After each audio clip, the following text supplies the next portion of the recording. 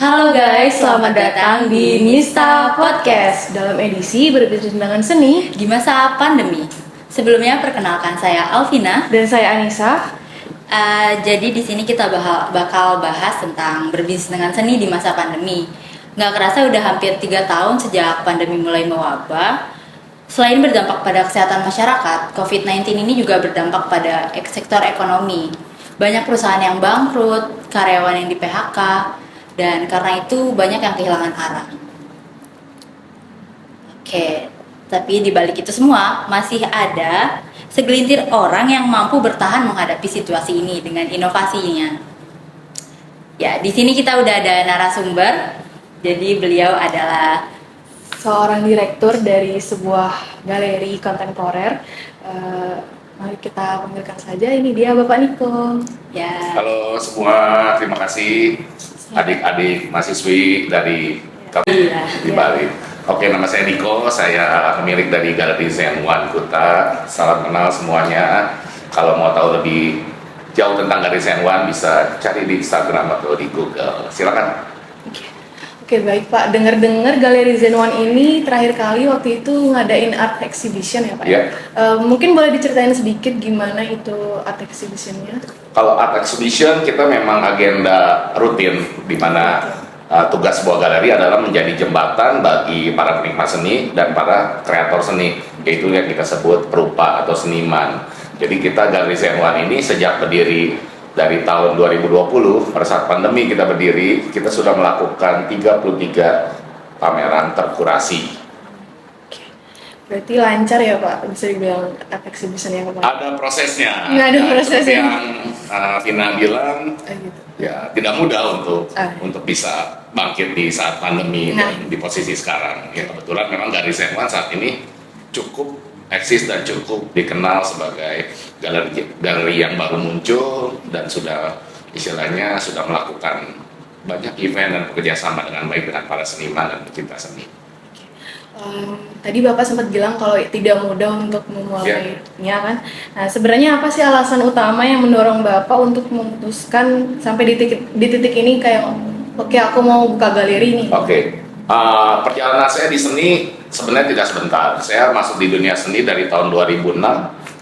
Jadi sudah bekerja sebagai staff galeri, sebagai manajer galeri, sebagai event organizer di seni juga. Yang saya putuskan untuk membuka galeri saat itu, jujur saya tidak menyangka efek dari pandemi. Pada saat mau opening, kita sudah tahu kita opening Maret, di mana Desember sudah banyak isu tentang COVID-19. Waktu itu corona disebutnya. Iya, corona. Saya pikir saya memang galeri memang ada di bidang yang mungkin bisa dibilang kebutuhan sekunder ya, gitu, bukan primer ya. Saya pikir mudah-mudahan sih tidak terkena dampaknya waktu itu karena saya tidak berpikir jauh, mungkin karena memang istilahnya cukup yakin dengan pengalaman sebelum saya membuka galeri, akhirnya saya tetap membuka.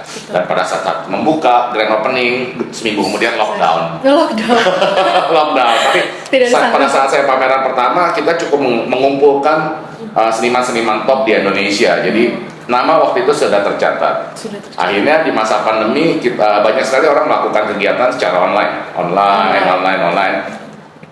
Kita juga bukan mencoba, kita juga mencoba istilahnya melakukan tahapan itu. Kebetulan di Bali waktu itu tidak seperti di Jakarta atau area lainnya, jadi saya masih bisa melakukan pameran, tapi dengan protokol yang ketat, kapasitas yang luar biasa. Sudah pasti tidak ada tamu yang datang. Tidak ada ya, orang Bali lockdown istilahnya. Jadi saya melakukan pemasarannya secara online, secara WhatsApp pribadi dan semuanya. Tapi kita melakukan kegiatan. Dan karena di galeri ini kapasitasnya sedikit, akhirnya saya juga melakukan strategi melakukan pameran di mall. Waktu itu ada beberapa mall di Bali boleh buka dengan kapasitas dan protokol yang sangat ketat. Tapi kan kapasitas galeri 50 orang, berarti di mall mungkin 500 orang masih kelihatan sepi. Akhirnya bisa dijaga, bisa dikontrol. Akhirnya saya juga melakukan pameran-pameran bekerja sama dengan seniman-seniman terus di 2 tempat, di galeri ini, di mall waktu itu istilahnya, dan sampai pandemi selesai akhirnya ya kita lumayan sudah terngiang di telinga orang. Oh, Zen One karena kita aktif waktu itu. Brand awareness. Iya. Kalau boleh tahu kan sudah ada 33 pameran yang Iya. digelar oleh Galeri Zenwan sejak berdirinya. Betul. Kira-kira sudah ada berapa karya yang terjual ya Pak? Untuk setahun pertama saat pandemi itu sangat sedikit sekali yang dipamerkan, tapi banyak sekali kiat-kiat pada saat itu bukan pemanfaatan situasi, tapi lebih kejelian melihat situasi. Jadi ada karya-karya seni yang saya coba bridging antara kolektor yang waktu itu ingin menjual ataupun orang yang memiliki karya seni tapi harus terpaksa menjual karena kebutuhan COVID. Kita coba bridging dengan apa kebutuhan dan keperluan itu istilah. Jadi yang mau jual seperti yang bukan dengan yang mau beli secara online ini segala macam. Menjadi penghubungnya. Jadi penghubung salah satunya, seniman juga waktu itu. Dan yang paling penting adalah pada saat pandemi yang pada saat itu saya pikir strategi yang tepat. Saya membuat katalog pameran itu sangat mudah dibaca, bagus dan proper. Dan saya yakin orang lebih punya banyak waktu untuk membaca pada saat pandemi karena work from home apa. Tadinya saya secara kalau bikin pameran saya pasarkan mungkin orang tidak sempat lihat katalog online katalognya. Sekarang justru malah lihat satu-satu karya dan komunikasi saya juga dengan mereka para pecinta seni dan pelaku seni cukup aktif. Jadi satu harian kita work from home kita bisa chatting tentang art apa bicara apa semuanya sehingga antusias dari para penikmat seni tetap ada terjaga dan akhirnya kalau saya ditanya berapa lama karya yang laku mungkin dari karena kita ada seniman pemula ataupun yang sudah masuk senior itu yang harganya juga sangat variatif. Kalau di rata-rata mungkin lebih dari 100 karya sudah terjual. Lebih dari 100 karya. Cukup banyak ya. Ya. Itu sekitar 2 tahun berarti ya Pak? Sekitar 2 tahun. Puncaknya jujur setahun belakangan ini di mana yang itu bilang yang kita tanamkan pada saat COVID terjadi kita bisa survive dan kita bisa tergaungkan namanya. Akhirnya pada saat selesai COVID kita tampil di publik nyata, pameran fisik itu banyak mendapat perhatian orang. Jadi apa yang kita tanam sih sebenarnya setahun sebelumnya akhirnya kita tuai setahun sekarang dan luar biasa. Potensi. Ya, kalau untuk senimannya ada berapa nih Pak Galeri Zenwan? Kalau seniman yang benar-benar sudah under Galeri Zenwan saat ini tidak banyak karena tidak mudah juga untuk istilahnya untuk mengangkat seniman menjadi seniman di suatu galeri gitu. Zaman sudah sangat berubah, sudah sangat dinamik. Seniman-seniman juga istilahnya lebih hati-hati, galeri juga lebih hati-hati memilih. Tapi bekerja sama dengan maksud saya kita sebagai galeri bisa bekerja sama sebanyak-banyaknya dengan seniman apapun. Tapi yang eksklusivitas kita saat ini kira-kira ada 5 orang, yaitu 3 senior dan 2 seniman baru. Oke, melihat banyaknya karya yang sudah terjual, pernah nggak sih Pak ada kesulitan yang dihadapi? Itu kira-kira seperti apa kesulitannya? Yang bisa diceritakan? Karena banyak kesulitan. Iya. Karena banyak laku jadi banyak kesulitan ya. Ya kesulitan di setiap proses ada. Maksud saya kalau dari secara penanganan teknikal dari mulai proses penjualan, pengiriman should be no problem, nggak ada masalah. Terkadang istilahnya yang harus challenge sebagai galeri adalah bagaimana yang saya bilang itu menjabatani informasi karya yang diberi oleh orang ini kita harus kasih data selengkap-lengkapnya, kasih pengertian tentang si senimannya. Jadi kalau saya bilang adakah kesulitan untuk saat ini, yang paling sulit adalah bagaimana satu karya diperebutkan 3 orang. Nah itu sulit putus ini. Bingung yang mana yang lebih benefit. Hampir tidak ada. Berarti harus kuat di marketing communication-nya ya Pak? Betul, marketing communication, marketing sih untuk semua bidang segalanya. Dan art ini adalah, marketing sangat vital di bagian art ini adalah bagaimana marketing presentation, marketing distribution, itu benar-benar harus benar datanya. Karena yang kita jual atau yang kita presentasikan itu adalah barang yang sangat istilahnya bukan sakral ya, tapi bakat yang sangat private. Seni dengan taste orang 100 orang berbeda, benar gak? Jadi kita harus bisa menjembatani kebutuhan orang ini ingin mencari karya yang apa untuk koleksi atau untuk interior atau untuk apa. Jadi marketing sangat penting banget.